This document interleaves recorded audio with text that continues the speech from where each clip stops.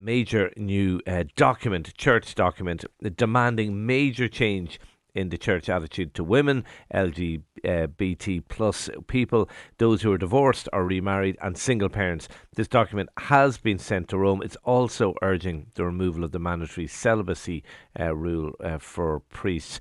It's a pretty radical document. Mary McAleese, the former president, last night describing it as explosive, life-altering, dogma-altering, church-altering. Is she right?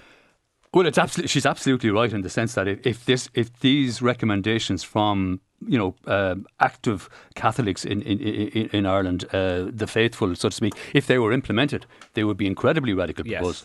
Because the problem is it's not going to be church altering. We know it's going to gather dust somewhere in the Vatican. Now, this is just one initiative. Every country, the faithful in every country around the world, are being surveyed, so to speak, before a major synod of bishops next year. But we know these changes aren't going to happen. They would be radical.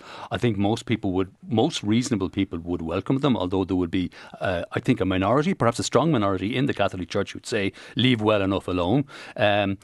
The difficulty for people like you and I discussing this, Shane, is that I think, we were both brought up in the Catholic Church. I suspect we are both lapsed Catholics, and it is difficult for people.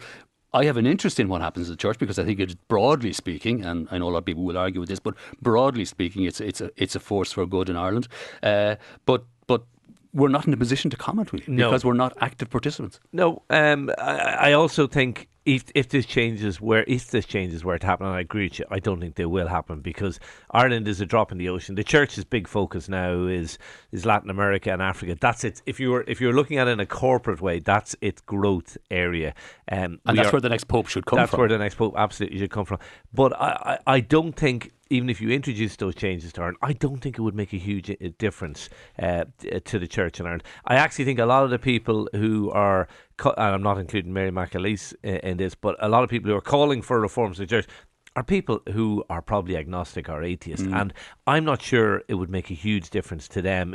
I think there should be women priests. I think they should change their views on certain issues.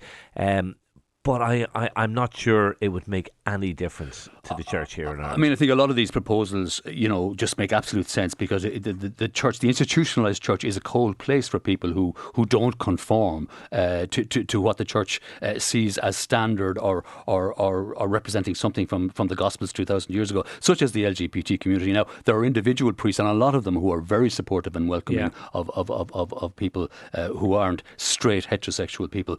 I disagree with you slightly. I think if women priests were allowed, I think it could re-energise the church. I really do. How many male priests did we have last year?